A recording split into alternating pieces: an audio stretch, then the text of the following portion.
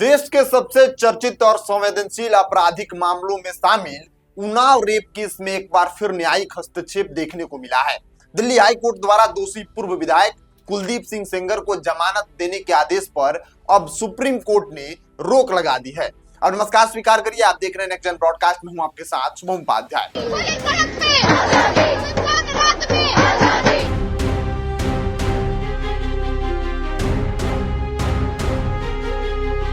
3 जजों की बेंच जिसकी अध्यक्षता कर रहे थे मुख्य न्यायाधीश जस्टिस सूर्यकांत ने इस मामले में कहा कि दिल्ली हाई कोर्ट के आदेश पर फिलहाल रोक लगाई जाती है और आरोपी को नोटिस जारी किया जाता है।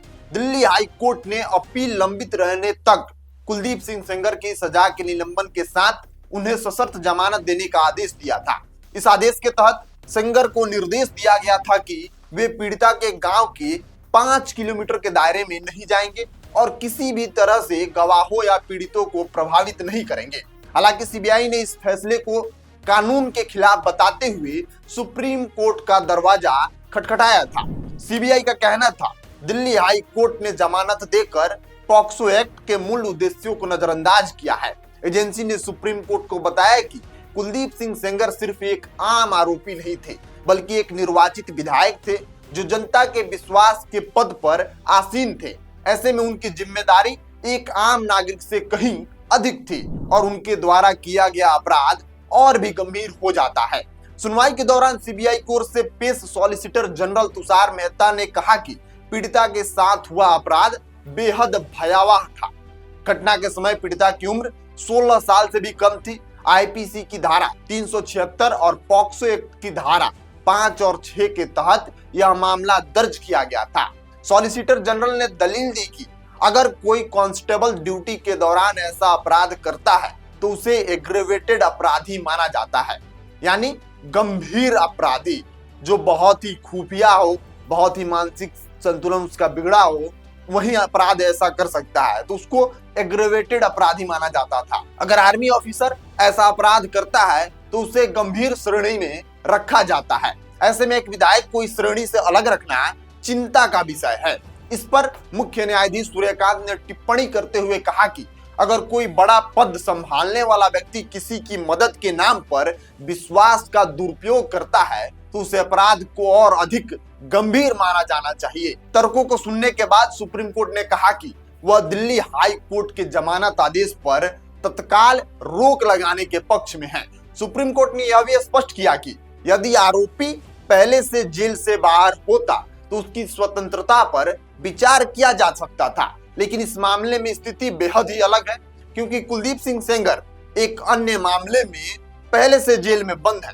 सुनवाई से ठीक पहले पीड़िता की तबीयत बिगड़ गई थी, उन्हें अस्पताल ले जाया गया था। इसके बावजूद सुनवाई के दौरान पीड़िता सुप्रीम कोर्ट में मौजूद रही। यह तथ्य इस मामले को और ज्यादा संवेदनशील और गंभीर बनाता है। अगर पूरे मामले की पृष्ठभूमि पर नजर डालें तो इसकी शुरुआत साल 2017 में हुई थी। उन्नाव की रहने वाली एक नाबालिग लड़की ने तत्कालीन बीजेपी विधायक कुलदीप सिंह सेंगर पर बलात्कार का आरोप लगाया था। शुरुआत में पुलिस ने एफआईआर दर्ज करने से इनकार कर दिया था, लेकिन साल 2018 में मुख्यमंत्री आवास के पास पीड़िता द्वारा आत्मदाह करने का प्रयास किया गया। प्रयास के बाद मामले ने तुल पकड़ा और जांच सीबीआई को सौंप दी गई। साल 2019 में दिल्ली की ट्रायल कोर्ट ने पॉक्सो एक्ट के तहत कुलदीप सिंह सेंगर को आजीवन कारावास की सजा सुनाई। सेंगर के वकीलों ने दलील दी कि विधायक को लोक सेवक नहीं माना जाना चाहिए। उन्होंने सुप्रीम कोर्ट के 1984 के एक पुराने फैसले का हवाला दिया। इन्हीं दलीलों के आधार पर दिल्ली हाई कोर्ट ने अपील लंबित रहने तक जमानत का आदेश दे दिया था। हालांकि अब सुप्रीम कोर्ट द्वारा उस जमानत के आदेश पर रोक लगा दी गई है। फिलहाल कुलदीप सिंह सेंगर को मिली जमानत प्रभावी नहीं है। यह मामला केवल एक आरोपी और एक पीड़िता का नहीं है, बल्कि यह न्याय व्यवस्था, कानून की व्याख्या और पीड़िता की सुरक्षा से जुड़ा हुआ मामला है। सुप्रीम कोर्ट का यह हस्तक्षेप आने वाले समय में इस केस की दिशा तय करेगा। देश की निगाहें अब सुप्रीम कोर्ट के अगले फैसले पर टिकी हुई है कि आगे क्या होगा। जैसे ही दिल्ली की ट्रायल कोर्ट ने जमानत दी थी, उसके बाद से पीड़िता दर बदर भटक रही थी। कभी इंडिया गेट पर आंदोलन कर रही थी, तो कभी जंतर मंतर पर आके धरना प्रदर्शन दे रही थी, लेकिन कोई नहीं सुन रहा था। लेकिन अंततः सुप्रीम कोर्ट ने इस मामले को अपने स्तर से देखते हुए तत्काल प्रभाव के लिए इस जमानत याचिका पर रोक लगा दी है। अब आगे की सुनवाई देखनी दिलचस्प होगी कि आगे की जो सुनवाई होती है वो किसके पक्ष में जाती है। आप बने रहिए नेक्स्ट जन ब्रॉडकास्ट के साथ, हर खबर की अपडेट आपको देते रहेंगे। मैं हूं आपके साथ शुभम उपाध्याय। बहुत बहुत धन्यवाद आपका।